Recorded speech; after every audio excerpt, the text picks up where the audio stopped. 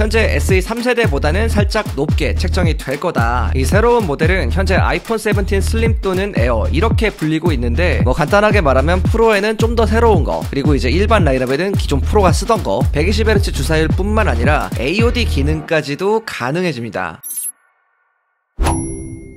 안녕하세요, 별남입니다. 자, 오랜만에 테크위크 시간으로 돌아왔는데요. 오늘은 여러가지 아이폰의 새로운 소식들을 또 전달해 드릴 거예요. 아이폰 SE 4세대와 아이폰 17 여기에 대한 소식들이 여러가지 나왔는데 어떤 소식들인지 바로 알아볼게요. 먼저 아이폰 SE 4세대 소식인데요. 애플 분석가로 유명한 사람이죠. 밍치고에 따르면 이번 12월부터 아이폰 SE 4세대의 대량 생산이 시작된다고 합니다. 아이폰 SE 4세대의 출시는 내년 초로 예상이 되고 있는데요. 기존 SE 3세대 같은 경우는 3월, 4월에 출시를 했는데 12월에 대량 생산이 된다면 아마 출시도 이와 비슷한 시기로 예상이 되고 있습니다. 새로운 SE의 스펙도 어느 정도 구체화되었다고 볼 수 있는데요. 디자인 같은 경우는 아이폰 14과 유사한 모습이고요. 카메라는 기존과 같이 싱글 카메라로 48메가픽셀의 렌즈가 탑재될 예정입니다. 그리고 화면은 6.1인치 OLED 디스플레이에 노치가 들어가게 될 예정이고요. 여기에 페이스 ID까지 지원이 될 예정입니다. 그리고 3279mAh의 배터리와 20W의 유선 충전도 지원이 되고요. 맥세이프도 역시 들어간다고 합니다. 여기서 중요한 건 바로 칩셋인데요. SE 4세대에는 아이폰 16과 동일한 A18 칩셋이 탑재된다고 합니다. 그리고 8GB 램과 함께 애플 인텔리전스도 지원이 된다고 해요. 사실 여러분들 아이폰 15과 15 플러스 이거는 애플 인텔리전스가 안 되는 거 아시죠? 제가 만약에 15과 15 플러스를 구매한 사람이었다면 솔직히 개빡칠 것 같아요. 이거는 플래그십이잖아. SE도 아닌데. 아무튼 SE 4세대 얼마에 출시하는지 이게 또 중요한데 가격은 아직 정확하게 알려지진 않았어요. 근데 현재 SE 3세대보다는 살짝 높게 책정이 될 거다 이렇게 예상이 되고 있습니다. 미국 가격 기준으로 499달러에서 549달러 선 이 정도로 예상을 하고 있는데 SE 3세대의 가격이 이제 429달러였죠. 비교해보면 조금 이제 가격이 인상이 된다 이렇게 보시면 될 것 같고요. 만약 이대로 나오게 된다면 한국에서는 약 70만원 후반대 정도 이렇게 예상을 해보면 될 것 같습니다. 가격이 높아지면서 기본 용량도 기존 64GB가 아니라 128GB로 업그레이드 돼서 나올 가능성도 매우 높은 상황이고요. 어쨌든 70-80만원대라고 해도 일반 아이폰보다는 훨씬 더 저렴하기 때문에 충분히 경쟁력은 있을 것 같습니다. 여러분들의 생각은 어떠신가요? 아래 댓글에 알려주세요. 내년에 출시되는 아이폰 17에도 여러가지 변화가 있는데요. 진짜 생각보다 변화가 좀 많이 있습니다. 원래 아이폰의 라인업이 기존에는 일반, 플러스, 프로, 프로 맥스 이렇게 나왔잖아요. 근데 이번에 라인업이 좀 변화가 되는데 아이폰 17, 아이폰 17 프로와 프로 맥스 그리고 아이폰 17 슬림 또는 에어가 새롭게 나올 예정이라고 해요. 이게 굉장히 좀 새로운 모델이 하나 껴있죠. 이 새로운 모델은 현재 아이폰 17 슬림 또는 에어 이렇게 불리고 있는데 이름에서도 알 수 있듯이 아주 얇은 디자인을 특징으로 하고 있습니다. 현재 나온 정보에 따르면 두께는 약 5mm 내외 정도로 예상이 되고 있어요. 정말 미친듯이 얇죠. 그래서 성능의 업그레이드라기보다는 디자인과 휴대성에 좀 초점을 맞춘 그런 제품이라고 하는데 슬림하고 예쁜 디자인으로 이제 소비자들의 구매욕을 좀 자극시키지 않을까 싶습니다. 저 같아도 이게 진짜 나오면 이거 사고 싶을 것 같아요. 그리고 사실 애플이 디자인을 또 굉장히 잘 뽑잖아요. 아주 슬림하고 미니멀하고 뭐 이렇게 전체적으로 나오는 편인데 그래서 그런지 이번에 아이폰 에어 이게 나온다면 기존 아이폰과는 조금 더 다르지만 뭔가 좀 더 얇고 세련된 그런 느낌으로 나오지 않을까 굉장히 좀 기대가 되기도 합니다. 그리고 이 슬림에 대한 스펙들도 공개가 되었는데요. 우선 2740에 1260 해상도 그리고 6.6인치의 디스플레이 A19 칩셋 그리고 전면에는 다이나믹 아일랜드가 들어가고요. 측면 프레임은 프로 모델처럼 티타늄 프레임이 적용된다고 합니다. 아무래도 티타늄 프레임이 들어가면 무게도 가볍고 내구성도 좋아지긴 할 텐데 다만 프로 모델보다는 이 들어가는 티타늄의 비율이 좀 적다고 해요. 그리고 후면 카메라 같은 경우는 기존 이제 플래그십 아이폰들과는 좀 다르게 카메라가 하나 싱글 카메라가 들어간다고 합니다. 아마도 광각 카메라 하나 들어가는 것으로 예상이 되고 있어요. 그리고 아이폰 17 프로 맥스는 다이나믹 아일랜드의 변화가 있을 거라고 하는데요. 이 다이나믹 아일랜드의 크기가 현재보다 오히려 좀 더 작아지게 될 거라고 합니다. 다이나믹 아일랜드의 크기 변경은 아이폰 14 프로에 도입된 이후 처음으로 이제 변경이 되는 건데 기존 다이나믹 아일랜드에는 전면 카메라나 페이스 아이디 센서 뭐 이런 게 들어가 있죠. 이걸 메타렌즈라고 해서 이 새로운 렌즈를 채택하면서 소형화시킬 수 있게 된다고 합니다. 메타렌즈 같은 경우는 미세한 패턴이 새겨진 얇고 평평한 렌즈인데 이걸 사용하면 빛을 보다 정밀 정밀하게 집중시킬 수 있다는 그런 특징을 갖고 있어요. 참고로 이 달라지는 다이나믹 아일랜드 같은 경우는 이 전 시리즈에 다 적용되는 게 아니고 프로 맥스에만 적용이 될 예정이라고 합니다. 근데 개인적으로 저는 이런 뭐 다이나믹 아일랜드가 작아진다 뭐 이런 변화보다도 그냥 차라리 이 화면 전체가 깔끔하게 다 그냥 화면이면 좋을 것 같아요. 그냥 이 다이나믹 아일랜드가 사실 저도 여러 가지로 좀 연구를 해봤는데 생각보다 그렇게 쓸 일이 많지가 않더라고요. 차라리 그냥 풀스크린 화면이었으면 좀 더 좋을 것 같은 그런 느낌? 거기에다가 언더 패널 페이스 아이디 하나 들어가면 딱이겠죠? 카메라의 변화도 예상되고 있는데요. 아이폰 17 프로와 프로 맥스의 전면 카메라와 망원 카메라의 화소가 대폭 향상이 될 예정이라고 합니다. 현재 전면 카메라의 경우 12메가픽셀의 렌즈가 들어가 있는데 2배 높아진 24메가픽셀의 렌즈가 들어갈 전망이고요. 망원 카메라도 내년에는 48메가픽셀의 렌즈가 들어갈 예정입니다. 이렇게 업그레이드가 되면 내년 프로 모델의 후면 카메라는 모두 다 동일하게 48메가픽셀의 렌즈가 적용된다고 볼 수 있죠. 그리고 아이폰 17 기본 모델의 경우 디스플레이에서 업그레이드를 좀 기대해 볼 수 있는데요. 우선 기존 6.1인치에서 6.3인치로 화면 크기가 변경될 가능성이 있다고 합니다. 현재 아이폰 16 프로와 같은 크기인 거죠. 여기에 더해서 많은 분들이 바라는 120Hz 프로 모션의 적용 또한 예상을 해볼 수 있는데 아이폰 17에서는 전 모델에 프로 모션이 지원될 가능성이 현재 굉장히 높은 상황이라고 합니다. 이건 애플이 아이폰 17에 모두 LTPO 패널을 사용할 예정이다, 이런 소식이 나오면서 전망이 된 건데, 기본형에도 LTPO 패널이 들어가면 120Hz 주사율 뿐만 아니라 AOD 기능까지도 가능해집니다. 자, 이렇게 디스플레이는 전망이 되고 있는데요. 근데 솔직히 제 생각에는 이렇게 그대로 될 것 같진 않고 프로에 좀 더 좋은 디스플레이가 들어가면서 일반 라인업에는 기존 프로가 쓰던 그 120Hz 디스플레이가 들어가게 되는 방식이지 않을까. 뭐 간단하게 말하면 프로에는 좀 더 새로운 거, 그리고 이제 일반 라인업에는 기존 프로가 쓰던 거, 이렇게 좀 예상이 되고 있어요. 이건 제 생각입니다. 자, 어쨌든 이번 17 시리즈에 대해서 좀 정리를 다시 한번 해드리면, 이제 기존에 있던 플러스 모델은 사라지게 되고 새로운 모델인 에어나 슬림, 요게 등장하게 될 것 같습니다. 그리고 일반 모델까지 프로모션이 적용될 가능성이 매우 높다. 요렇게 좀 큼직큼직한 것들 정리해보면 좋을 것 같습니다.